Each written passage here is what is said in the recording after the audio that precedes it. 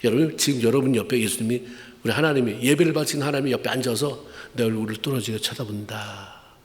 옆이 아니라 난 네가 너무 좋아 하고서 자리를 옮겨서 앞에서 뚫어지게 쳐다본다고 했을 때 어떤 예배를 드릴 것이냐?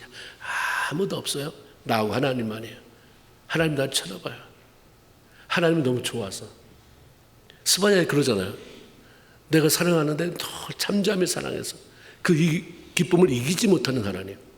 그래 막 껄껄대고 웃지도 않는데 보면서 이리 보고 저리 보면서 네가 내 자녀 맞냐? 너 안디옥 교회 다니는구나. 난 너 너무 좋아. 근데 여러분의 표정 관리 보세요. 그 앞에 주님 지금 그러고 있는데 나는 꽉 생각이 딴 데가 있다. 주님의 임재가 여기 계세요. 아멘입니까? 주님의 임재, 주님이 여기 계시다는 말이죠. 임해서 성령으로. 그렇다고 했을 때 우리 예배가 어떻게 달라져야 되는가? 달라진 예배로 주님을 우리가 그렇게 마음 전체를 다해서 바라볼 때, 마음을 쏟을 때 주님은 어떻게 하실까? 그래서 그런 나오는 거예요. 예배 한 번 잘 드렸더니, 그렇죠? 예배 잘 드리지. 근데 50주를 드려도 잘 드리는 예배가 없다는 거예요. 정말 하나님의 전시보다 예배 드리고 나니까 너무 좋은 거예요. 예배를 드리고 나서 너무 좋아야 되잖아요. 너무 좋아야죠. 안 보이지만 거기 계신 하나님을 내가 만나고 들어가니 얼마나 좋겠어요. 예배 한번 제대로 드렸더니 내 인생이 달라지더라. 오늘 바로 여러분의 인생을 바꿀 만한 예배가 되길 주의 이름으로 축원을 드립니다. 우리는 이 땅에 살아가는 동안 누군가와 이런저런 모양으로 관계를 맺으며 살아갑니다. 그래서 그 관계가 원활하고 좋으면 우리 삶이 풍성해지잖아요. 기쁨이 생깁니다. 그러나 관계가 깨지면 서먹서먹해지고 삶이 답답해지고 즐거움이 사라지게 됩니다. 좋았다가도, 여러분 그렇잖아요. 교회에서 좋았다가도 관계가 깨진 사람 보면 갑자기 철렁. 아까 좋았던 게 갑자기 또 저 뭘 생각할까. 그래서 관계는 아름답게 맺어가야 한다. 관계가 그냥 달랑달랑 아니면 안 맺을 수 없어서, 같은 교회 오니 안 볼 수 없어서 이런 관계가 아니라 더 깊고 아름답게 맺어가야 하는데, 그렇게 하기 위한 방법이 뭘까? 뭐 여러 가지가 있겠지만 한 가지, 상대방을 더 잘 알아가는 것입니다. 잘 모르면 오해가 생깁니다. 오해는 불신을 만들어요. 불신은 관계를 멀어지게 만듭니다. 신앙생활도 마찬가지예요. 신앙생활은 하나님과 관계를 맺으며 살아가는 거잖아요. 어떤 사람은 자기 혼자만 열심히 교회 다녀요. 근데 옆에 아무것도 없어요. 하나님과 맺은 관계가 없어요. 그래서 하나님을 멀리 바라보고 아쉬울 때만 하나님 부르는 거지 관계가 없어요. 이 자체는 신앙생활이 아니에요. 그래서 내가 꽉 그럼 잡고, 하나님도 날 잡고 잡히고. 그렇죠? 신앙생활은 하나님과의 관계를 맺으며 살아가는 것. 그렇기 때문에 하나님을 제대로 알므로 말미암아서 오해가 없어야 행복한 신앙생활을 할 수 있고 기쁨이 넘치는 신앙생활을 할 수 있다. 그래서 호세아, 다니엘 다음에 나오는 거예요. 다니엘, 호세아, 요엘, 아모스.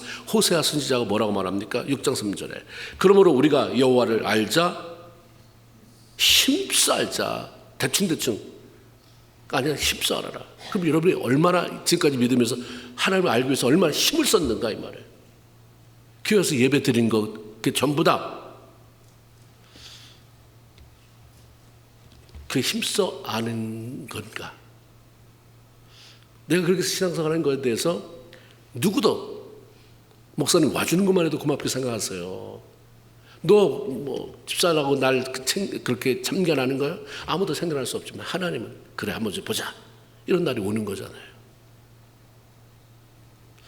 날 얼마큼 아니?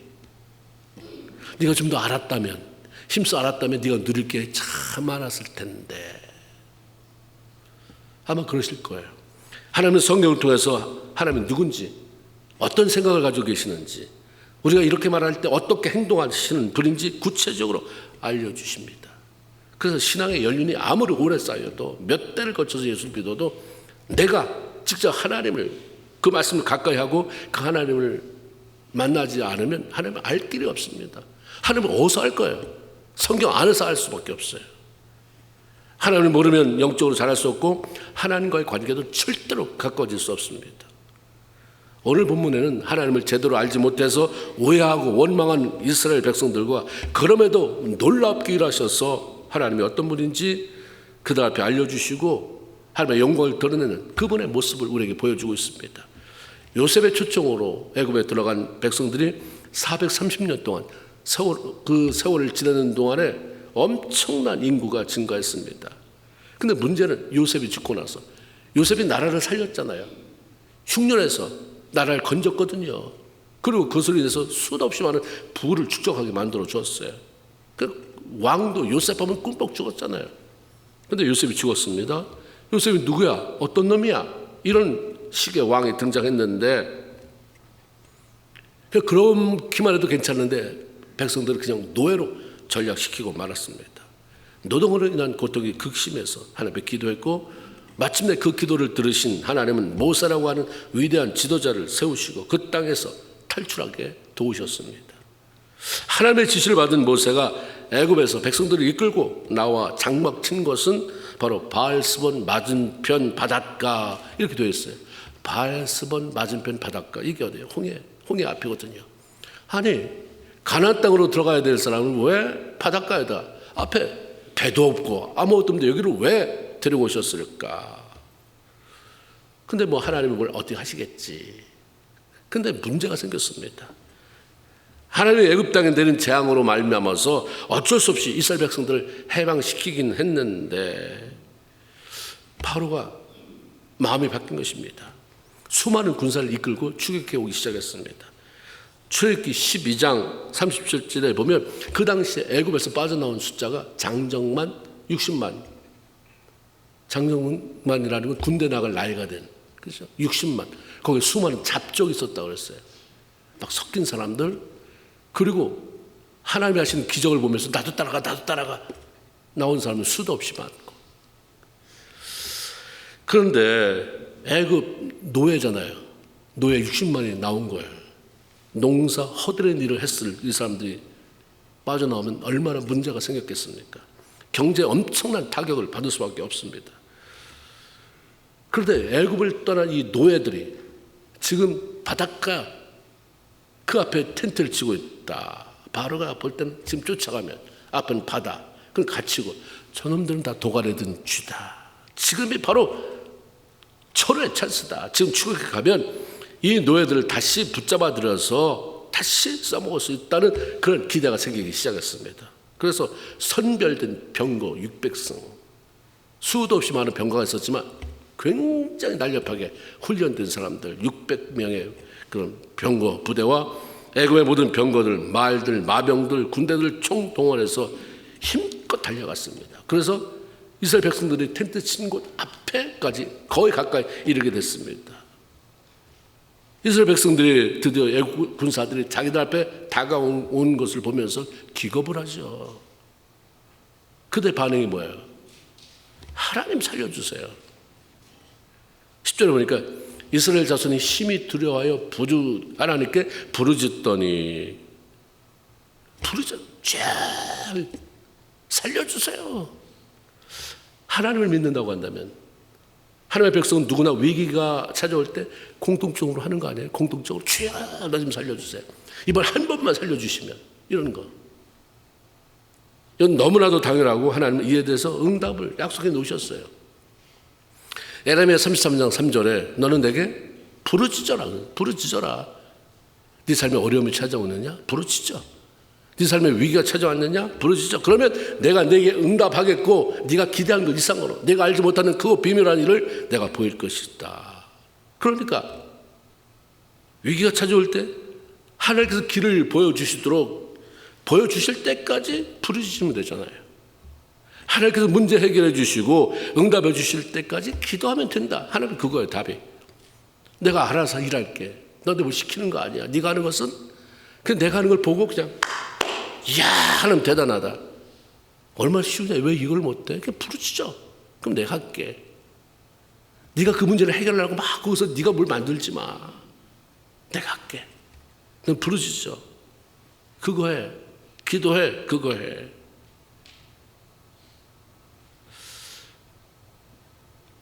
그런데 이스라엘 백성들의 부르짖음은 금방 멈춰버렸어요.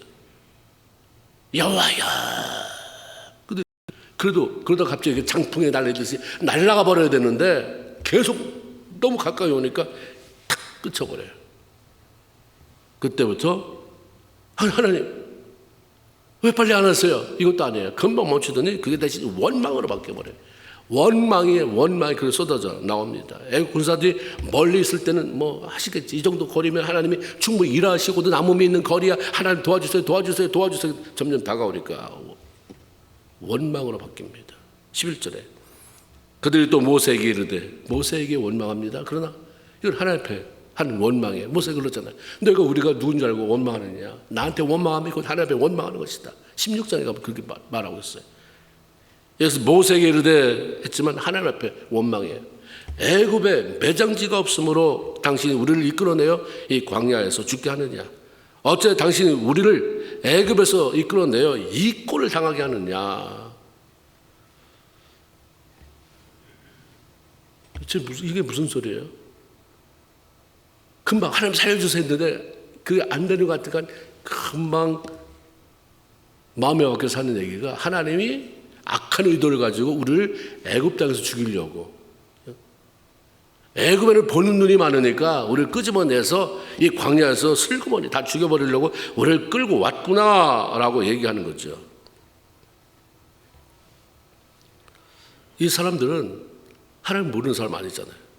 하나님의 선미라고 하는 그 그룹 속에 들어가 있던 사람들입니다. 하나님이 어떤 분인지를 그 짧은 시간이지만 알고 나온 사람들이에요. 출애굽기 3장 7절에 보면 하나님은 모세에게 이스라엘 백성들을 애굽에서 해방시키라고 하신 이유가 내가 그들의 고통을 보았다. 그들의 부르짖음을 들었다. 그들이 얼마나 근심 속에 사는지를 내가 알았다. 그래서 너 가라. 보고 듣고 알았다. 그때에 이스라엘 백성들이 모세가 하나님의 말씀 듣고 전해주잖아요. 하나님이 이래서 너희들 이제 해방시킨다고 그러더라. 그러니까 이스라엘 백성들이 모세를 통해서 하나님의 자신의 고난을 돌아보시며 부르짖음에 대한 응답으로 출애굽 계획을 가지고 계시다. 얘기 들었을 때 너무 감동해서 출애굽기 4장 31절 머릿속에 경배하더라. 60만 그 200만이나 되는 6, 4, 24 4배를 곱하면 애들까지 노인까지 다 하면 240만 모두가 다 하나님에 다 엎드려서 하나님 감개무량이시죠. 백골난망해 너무 감사합니다. 이랬던 사람입니다.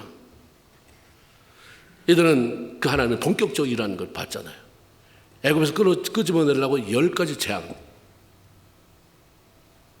마지막 재앙은 장제의 죽음인데 자기들은 하나 될 것 하나 상하지 않는 흑암의 재앙이 임했을 때는 애굽 땅 온천역은 깜깜한 흑암인데 자기들이 살고 있는 고센 지방은 환한 대낮이고 분명히 다 봤어요. 야 하나님 그렇죠. 그런데 그들 입에서 나온 게 뭐예요? 애굽에 매장지가 없어서 우리를 이렇게 끌어내어 광야에서 죽게 하는가. 얼마나 악합니까? 이게 우리가 쓰는 어법이 아닌가. 이런 화법이 이렇지 않습니까? 혹시?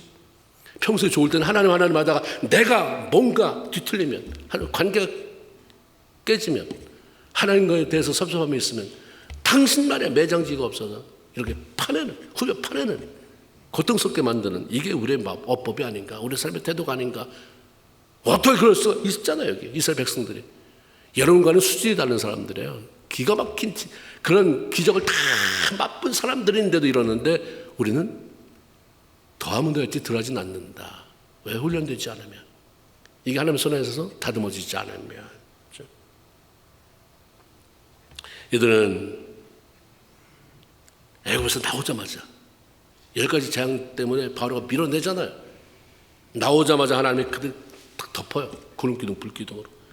와, 뭐 기적의 연속이에요. 다 경험하고 나왔습니다. 그런데 이런 말을 하잖아요. 매장지가 없어서. 하나님이 정말 세상 우리 살아갔더니 열받아서 뒤집어지는 거죠. 하나님을 감동시킬 것이냐 뒤집어지게 만들 것이냐. 일단 말에서부터 시작돼요. 하나님을 향한 말. 사탄. 이 원망은 사탄으로부터 나오는 거예요. 하나님은 원망하는 분이에요. 감사로 제사 드리는 자가 나를 영화롭게 한다고 했으니까 하나님은 감사를 원하시고 하나님은 그걸 원하시는 분이에요. 감사를 깨뜨려 버리는 게 사탄이에요. 사탄이 원망하는 거죠. 원망은 사탄으로부터 나옵니다. 사탄이 원하는 것은 원망하는 사람만이 아니라 그 원망하는 사람으로부터 듣는 그 상대도 분노하게 만들면서 죽게 만드는 것, 영이 죽게 만드는 것. 그 원하기 때문에 말을 강하게 만드는 거예요. 여러분, 말이 강한 사람은 조심해야 돼요. 굉장히 이건 깨트려요. 파괴력이 있어요. 말은 굉장히 파괴력이 있어서 깨트려버려요. 자기 자신을 깨트릴 뿐만 아니라 내가 있는 집안 다 깨트려요. 관계 다 깨트려요. 아주 거기 피 절절 흐르게 만들어요. 이걸 어떻게 다 감당할 것입니까? 이 사람들이 이랬어요. 원망은 모든 사람에게 아니라 마지못해 따라 나온 사람들한테 나왔잖아요. 14장 12절에 보면 그때 이제 본색이 나와요. 감춰두고 있다가 나중에 어떤 이렇게 어려움이 되면 그 본색이 나오는.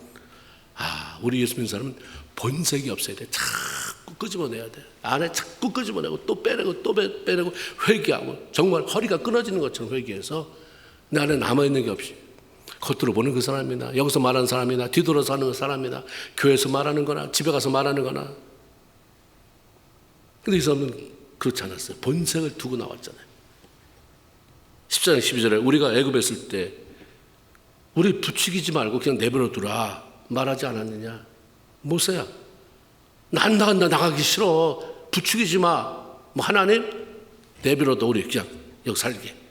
우리가 애굽 사람의 종노시나 하면서 사는 것 오히려 속편하다. 출애굽이든 뭐니 짐 보따리 싸고 그 싫어. 그냥 여기 그냥 있게 놔달라고 얘기하지 않았느냐. 우리는 지금이라도 이 광야에서 죽는 것보다 애굽에 돌아가서 애굽 사람을 상전으로 모시고 사는 게 훨씬 낫다. 이런 얘기를 하는 거예요. 처음부터 마음에 원망 불평이 가득 찬 사람이었잖아요. 하나님과 모세가 하는 일이 못마땅히 죽었던 사람이에요. 그 사람 안에 뭐가 있습니까? 거지근성이에요. 빌어먹어도 그냥 편하면 돼. 애굽 사람이 주는 거 고급 거 못 먹어도 흘려주는 거 먹으면 되지 뭐. 거지근성, 노예근성 가득 차 있는 사람. 하나님이 출애굽기에서 계속 하는 게 뭐냐면 이 거지근성 빼내는, 노예근성 빼내는. 예수 믿고 하나님의 자녀가 됐는데 왜 그 거지같이 사냐? 왜 이렇게 거지같이 노예같이 사느냐? 이거 빼내야 되잖아요. 신앙생활 오래 해도 거지근성이 남아있는, 노예근성이 남아있는 그런 사람들을 향해서 하나님이 끊임없이 흔들어 깨우십니다. 하나님이 무엇을 계획하고 무엇을 원하시든 그것 때문에 고생하는 거 다 싫어. 예수 믿고 복 받자고 하는 거지. 귀찮고 뭐 나한테 헌신, 나한테 뭐 어떻게 이래라 저래 하지 마. 그냥 나 하나 먹고 사는데 걱정 없고 편안하면 됐지. 그만이지. 내가 그렇게 얘기했잖아. 나 애굽 그냥 산다고. 그 데리고 나와서 지금 죽일 셈이냐. 그는 해방이 별로 기쁘지 않았습니다. 떠나고 싶지 않았는데 다 나가잖아요. 우르 나가니까 안 나갈 수 없는 거예요. 그런 상황이 되니까 어쩔 수 없이 따라 나선 사람입니다. 애굽에서 종소리하는 게 그게 소원이면 남아있어야죠. 나오지 말아야 돼요. 끝까지 나서지를 말든가 아니면 마음먹고 따라 나왔으면 이전에 원망 습관 다 내려놔야 돼요. 하나님이 원하시는 그 인도함을 철저히 따라야 됩니다.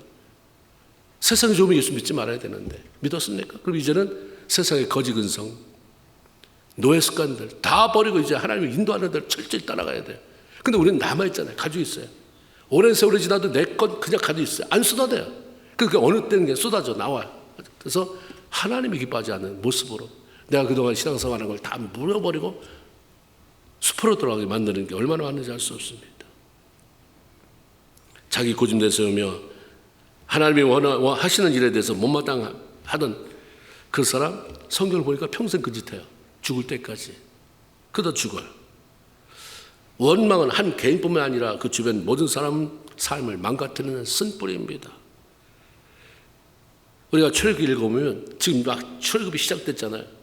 이들이 죽을 때까지 어떻게 하다 죽는지, 그 원망의 습관을 버리지 못해서 어떻게 그 사람이 인생이 맞춰지는지 추적이 가능해요. 다 읽어보면 출애굽기 1장부터 40장 하루에 다 읽을 수 있어요. 읽어보면 그 사람의 얘기가 쫙 이렇게 그 그 벌은 못 줬구나. 이 사건이 끝나면 어떤 한 사건이 넘어갔으면 종결하고 하나님 이렇게 하시는 분이구나. 다시는 내가 원망하지 않는다. 무조건 나는 아멘이고 간다. 이래야 되는데 매 순간마다 나타나는 거예요. 매 순간마다. 무슨 사건만 생기면 그때 나타나요. 조용할 때는 가만히 있어요. 막 어지러우면 힘들어지면 백성들 어지러워. 왜 이렇게 왜 이래 이러면 그때 나타나서 큰 소리로 원망합니다. 불평합니다. 만나 주셨잖아요. 이제 고기가 먹고 싶다. 물 주셨잖아요. 조금만 가면 하나님 물 계획했는데 왜 물 안 주는 거야? 왜 물 안 줘? 우리가 애굽했을 때는 값없이 돈 낸 적 있냐? 값없이 생선 먹었어, 오이 먹었어, 수박 먹었어, 부추 먹었어, 파, 마늘 마음껏 먹었는데 하나도 못 먹네. 그래서 우리 정력이 쇠하는도다. 말 같지도 않은 소리 가지고 원망해요. 말 같지도 않은 소리를 가지고 원망하지 말고 있는 것 감사하며 사는 것. 하나님이 일하시는구나. 하나님 무슨 일이 있으시겠지. 이거 굉장히 중요해요. 우리가 예수 믿는데 왜 원망이 생겨요? 인생의 연륜이 깊어져 가면서 대단한 능력이 아니더라도 다 쓸데없는 거구나. 내가 이렇게 살지 말았어야 되는 거구나. 안 느끼십니까? 그냥 하나님 앞에 감사하며 살자. 하나님이 여태까지 헛되게 하신 적이 있느냐? 허튼 일을 하신 적이 있느냐? 하나님은 땅이 하늘이 땅보다 높은 것처럼 내 생각은 내 길은 너희 생각보다 너희 길보다 높다고 하셨으니 그래서 내가 막 꿈틀거리지 말고 그냥 아멘 나가자. 이게 돼야 되잖아요. 연륜이 깊어가는 사람이 신앙의 연륜이 깊어가면서 원망 불평하는 건 굉장히 추한 것입니다. 우리는 추하다고 말하지만 하나님은 악하다고 말해요. 악하다. 죽을 때까지 악하다는 말을 듣다가 죽으면 좋겠습니까? 여러분 신앙이 너 예수 믿은 지 10년이 됐는데 20년이 됐는데 악하냐 이렇게. 악한 게 무슨 악한 짓을 했습니까? 누굴 칼로 찔러 죽었어요. 근데 하나님은 뭘 악하다고 그랬어요? 원망했을 때 악하다고 그랬어요. 원망 불평했을 때 악하다고 그랬어요.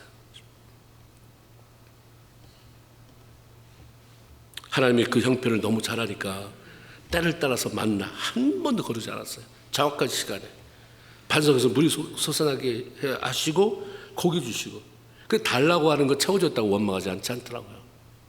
원망 자체가 없어져야 되는데 뭐라고 막 원망하잖아요. 그거 채워주면 다른 걸 가지고 또 원망하고 원망은 습관입니다. 그것도 악습. 예전에 적과 꿀이 흐르는 땅 가나안 땅을 약속받기는 했지만 억지로 원망하며 가다가 광야에서 죽어버렸습니다. 약속을 받은 게 중요한 거 아니에요. 약속을 내가 누리는 게 중요한 거지. 약속? 성경 읽으면 다 약속. 이런 약속이 있네? 할 수 있어요. 중요한 건 약속만 받았다. 하나님 이렇게 하시는데 그래서 여러분 삶 속에 어떤 변화가 일어났는데 여러분 삶 속에 어떤 것들을 누리게 됐는데 누려야죠. 약속은 약속 아니에요. 약속은 그렇죠. 받으라고. 누리라고요. 성경은 하나님이 반드시 되어질 거에 대한 말씀을 들려준 거기 때문에 우리는 그 말씀대로 살아서 되네? 이렇게 하는 게 되는구나. 그걸 이루어내는, 성취시켜내는. 그래서 하나님은 지금도 살아계시다를 증명해내는 사람들입니다. 우리가 대단하게 선교 사역에 가서 선교지에 가서 뭘 순교할 것입니까? 아니잖아요. 여러분 있는 삶 속에서 말씀대로 살아서 말씀이 되는 것을 보이세요. 그게 우리가 해야 될 일인 것이잖아요. 좀 힘들지만 어렵지만 하나님께서 하시는 놀라운 계획 이걸 모르니까 원망이 나와요. 원망은 왜 할까? 많이 있지만 하나님이 뭘 하시려고 하는지를 모르니까. 그런데 문제는 우리가 하나님이 하시는 계획 다 아는가? 어떻게 다 알 수 있겠습니까? 그러면 그냥 신뢰하면 되는 거예요. 너무 간단하잖아요. 기도해서 하나님이 우리에게 알려주신 계획 있잖아요. 기도 많이 하면 하나님이 이런 계획. 하나님 지도자들에게 그런 게 없으면 어떻게 사역을 하겠습니까? 이 교회에 대한 계획. 하나님 중보할 때 그 사람에 대한 계획. 하나님 알아야 될 부분은 알려주시고 그러니까 사역을 감당할 수 있게 되지 않겠어요? 그런데 우리가 그러지 못해도 다 그렇겠습니까? 뭘로 때 그냥 하나님 신뢰하면 돼요. 신뢰. 왜 그렇습니까? 하나님 좋은 분이기 때문에. 그러니까 우리가 신앙생활에서 뭘 자꾸 발전시키냐면 하나님 좋은 분이다. 그 하나님에 대한 신뢰하면 된다. 이거 키우는 것입니다. 신뢰 크게 넓히는 거예요. 하나님이 좋으신 분이라는 건 점점 시간이 갈수록 아는 거죠. 하나님 어떤 분이십니까? 당장 당하는 어려움 때문에 하나님 나빠. 이건 애들이 그러는 거죠. 애들은 부모를 몰랐을 때 이 이빨 썩을까 봐 사탕 하나 안 사주고 아이스크림도 먹지 못 뺐으면 엄마 나빠, 아빠 나빠. 근데 여전히 신앙생활 20년, 30년, 40년 됐는데도 좀 어려움이 온다고 하나님 나빠. 이게 도대체 어느 수준인 거예요, 이건? 신앙은 40년 했는데 수준은 유치원. 아니, 프리 유치원이다. 가능한 거죠. 그렇죠? 하나님 좋으신 분. 사도 바울은 고린도후서 1장 18절 하나님은 미쁘시니라 이렇게 선포를 해요. 하나님 미쁘시니라, 믿을 만하신 분이다, 신실하신 분이다, 하나님 좋으신 분이다, 이렇게 전제를 해 나가고 있어요. 그러니까 그 다음에는 두려움이 없는, 하나님 좋으신 분이잖아요. 누구에게? 에브리바디에게, 스페셜 투미, 나에게 하나님 좋으신 분이다. 누구에게? 나에게 좋으신 분인데 내가 실망시켜드렸으면 100% 실망시켜드리지 하나님 나한테 한 번도 실망케 하신 분이 아니다. 하나님 좋은 분이다. 다윗도 살아보니까 하나님 너무 좋은 분이에요. 서편 8절에 너희는 여호와의 선하심을 맛보아라. 내가 맛보니까 너무 좋더라. 너희도 그것 좀 맛봐라. 여호와 하나님의 선하심을 맛보아라. 하나님 이렇게 좋은 분이에요. 내가 뭐 맛을 못 본 거지. 그래서 하나님이 이렇다 저렇다 하지. 하나님 좋은 분이다. 에레미야 선지자가 이렇게 말씀합니다. 에레미야 선지자를 통해서 하나님이 나 이런 하나님이야. 그래서 너희를 향한 내 생각은 재앙이 아니라 평안이요 장래의 소망을 주려는 그런 생각이다. 난 이렇게 좋은 하나님이다. 원망 대신 좋으신 하나님을 신뢰해라. 이게 우리 안에 가지고 있어요. 평생 목표가 돼야 돼. 좋으신 하나님. 하나님 좋으신 하나님을 경험하세요. 좋으신 하나님이십니까? 하나님의 구하라 찾으라 두드려라. 악한 놈, 악한 아버지라도 자식이 뱀을 달라고 그러면 뭐 생선 달랐는데 뱀을 주겠느냐, 떡을 달랐는데 돌을 주겠느냐, 그렇지 않지 않느냐. 나 하나님은 구하는 자가 좋은 것이든 좋은 하나님이다 다 말씀해 놨는데 그 하나님이 왜 신뢰가 안 되는가. 그렇죠? 그러면 하나님의 이스라엘 백성들을 왜 굳이 홍해 앞에는 홍해가 시퍼렇게 놓여있는 거기로 그들을 그 코너로 몰고 가셨을까? 뭐 죽으라는 거예요, 뭐예요? 앞에 어떻게 할 수 없잖아요. 가봤더니 배가 수십 척 놓여있더라. 이러면 이렇지 하나님이 살리려고 바다를 통해서 빨리 건너가게 하시려고 이쪽으로 모르셨구나. 그런데 배가 있어요. 뭐가 있어요? 앞에 그냥 홍해 바다입니다. 근데 뒤에는 애국 군대가 쫓아오잖아요. 하나님도 일이 이렇게 될 줄 모르고 인도하셨다. 말이 안 되죠. 하나님은 우리가 계속 아까 읽었잖아요. 애국 군대 유인이라고 하는 분명한 목적을 가지고 하신 연출이에요. 하나님의 연출. 3절 4절이 바로 그에 대한 말씀입니다.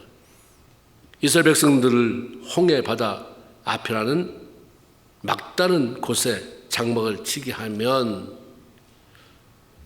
분명히 애굽 바로 왕이 이스라엘 백성들이 갇혔다고 생각을 하고 쫓아올 것이다. 3절 4절 하나님 설명하잖아요. 내가 연출하는 건 이거다. 그러면 그때부터 나 하나님의 행하시는 기상천외한 일을 보여주어서 애굽 사람들은 물론 이스라엘 백성들까지 하나님이 얼마나 위대한 분인지, 하나님이 얼마나 대단한 분인지 보여주고 영광을 받아낼 것이다. 영광을 나타낼 것이다. 이거 하나님이 그 이걸 다 가지고 계시잖아요. 이걸 알면 되는데 몰라서, 모르더라도 하나님은 좋은 거 하시지. 지금 이거 나쁜 게 아니야. 하나님 이걸 통해서 하나님 일하시잖아요. 갇혔어? 뭐 하나님의 뭐가 놀라운 일 하시겠지. 근데 이 사람들은 지금 노예생활 하다 나온 지 얼마 안 돼서 그렇다고 칩시다. 우리는 신앙생활을 얼마나 오래 했어요? 성경은 미루어. 지금까지 내가 믿었던, 은혜 받았던 때를 미루어 지금 당하는 고난을 통과하고 하나님 일하시는 것에 대한 것을 미리 감사하고 미리 영광 드리고 하나님